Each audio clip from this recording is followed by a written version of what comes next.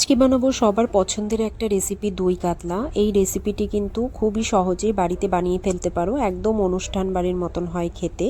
আর খুবই সহজ বানানোর পদ্ধতিটা, চলো তাহলে দেখে নেওয়া যাক। প্রথমে একটা মিক্সিংয়ের জারে পেস্ট বানিয়ে নিব। দিয়ে দিলাম এখানে 3টে মিডিয়াম সাইজের পেঁয়াজ, যেটা আমি এভাবে কেটে নিয়েছি। দিয়ে দিলাম কাঁচা লঙ্কা, সামান্য পরিমাণে একটু আদা, 3-4 কোয়া রসুন। একটা স্মুথ পেস্ট বানিয়ে নিব। আর এখানে নিয়েছি আমি কাতল মাছ, ভালো করে ধুয়ে পরিষ্কার করে নিয়ে স্বাদ মতন লবণ, পরিমাণ মতন হলুদ আর একটু লেবুর রস দিয়ে মেখে নিব। জানি দই কাতলাতে হলুদ ব্যবহার হয় না, তবে আমি একটু দিলাম, তোমরা চাইলে স্কিপ করতে পারো। এখন মাছটাকে খুব ভালো করে আধা ঘন্টার জন্য এভাবেই রেখে দেব। এরপর কড়াই গরম হয়ে গেলে দিয়ে দিলাম রিফাইন্ড অয়েল। তেলটা গরম হয়ে গেলে একে একে মাছগুলোকে ছেড়ে দেব।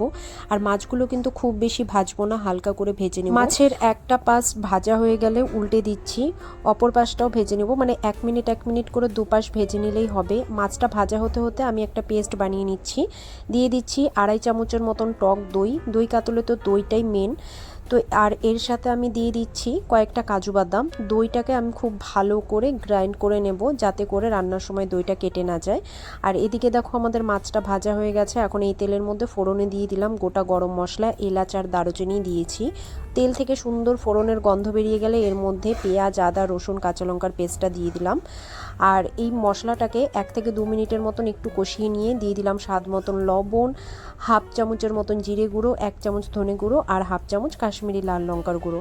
এখন ঢেকে ঢেকে মশলাটাকে খুব ভালো করে কষিয়ে নিচ্ছি, যতক্ষণ না পর্যন্ত মশলার কাঁচা গন্ধ যাচ্ছে। মশলাটা কষানো হয়ে গেলে এর মধ্যে কাজু বাদাম আর টক দইয়ের পেস্টটাও অ্যাড করে দিলাম। এখন গ্যাসের ফ্লেমটা একদম লোতে রাখতে হবে। আর দিয়ে দিলাম স্বাদ মতন চিনি।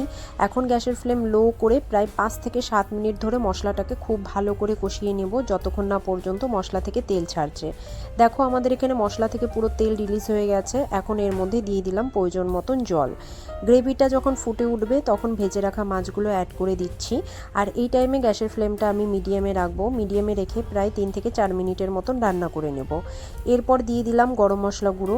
এরপর সমস্ত উপকরণগুলো খুব ভালো করে মিশিয়ে নিয়ে একটু ঢাকা দিয়ে আরও 2-3 মিনিটের মতন রান্না করে নেব, যাতে করে মাছের মধ্যে লবণ মশলা ঠিকঠাকভাবে ঢোকে। আর এই দেখো প্রায় 2-3 মিনিট ঢাকা দিয়ে রেখেছিলাম, আমাদের দই কাতল কিন্তু রেডি হয়ে গেছে।